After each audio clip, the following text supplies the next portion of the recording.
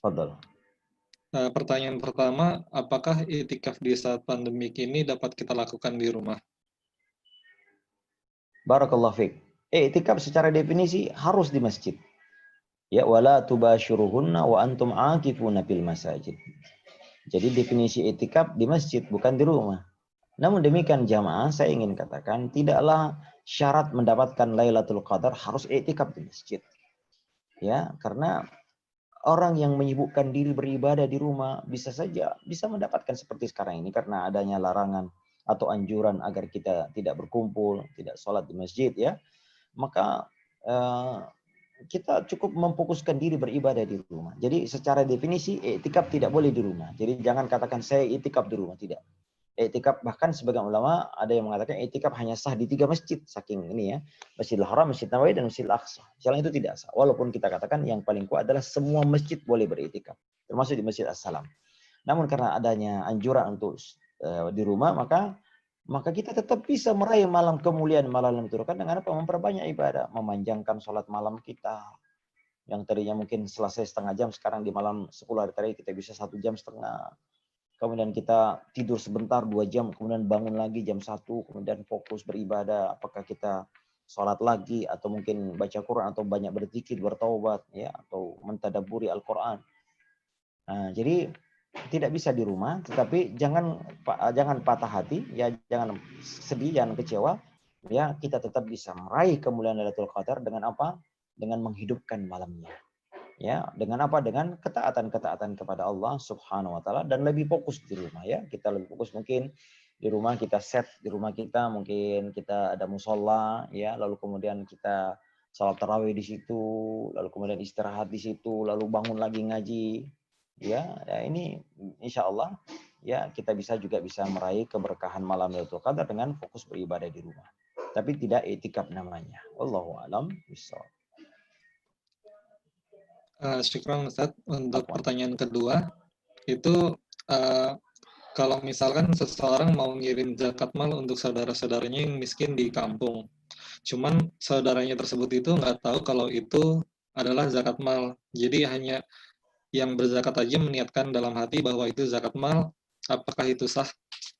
Sah. Jadi tidak harus orang yang, bahkan yang boleh hanya tahu ya adalah orang yang berzakat. Itu urusannya dengan Allah Azza Jalla.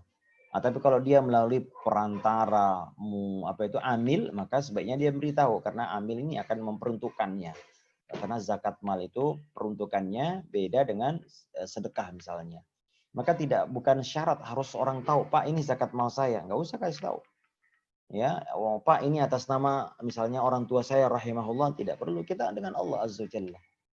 Ya, mereka tidak perlu tahu. Yang penting kita meniatkan dalam hati bahwa ini zakat mal saya, ya itulah niat. Niat itu fungsinya untuk membedakan mana zakat, mana yang sekedar sedekah biasa.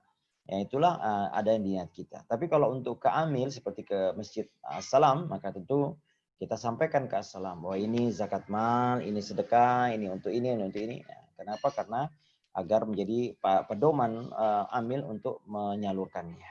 Jadi tidak harus. Nah, kemudian yang kedua, tidak kalah pentingnya juga Iqbal, zakat itu sebaiknya mengikuti orang, atau kalau zakat fitrah mengikuti di mana kita berada. Ya, seketika misalnya kita i'tikaf di Masjidil Haram, lalu kita lebaran di sana, di mana kita zakat fitrah? Wallahu alam.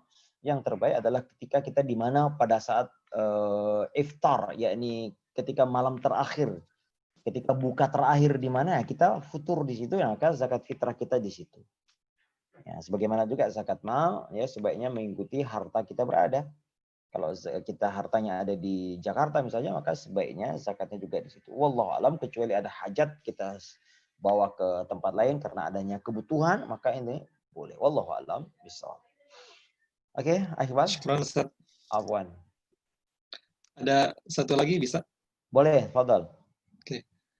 Di sini ada pertanyaan lewat komen YouTube. Bismillah, Afwan Ustaz, apakah mimpi basah di siang hari di bulan Ramadan, apa puasanya batal? Barakallahu fiik Ustaz. Gimana pertanyaannya? Saya putus-putus, Iqbal. Oke, saya ulangi. Apakah mimpi basah di siang hari pada saat bulan Ramadan, apakah puasanya batal? Barakallahu fiik.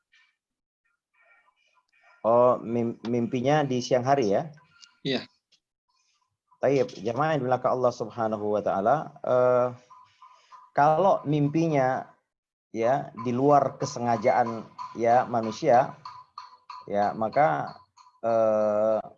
wallahu alam tidak batal puasanya. Karena ini tidak sengaja. Yang membatalkan itu kalau dia sengaja mengeluarkannya atau disebut dengan istimna atau masturbasi ya. Tapi kalau dia tidur itu luar kehendaknya. Ya, itu rahmat dari Allah Azza wa Jalla ya, dia bisa merasakan nikmatnya. Ya, tapi kalau apa namanya? Ya mengeluarkan secara sengaja, nah itu berarti dia secara sengaja mengeluarkan syahwatnya. Ya, jadi dia tidak batal puasanya. Wallahu a'lam bishawab.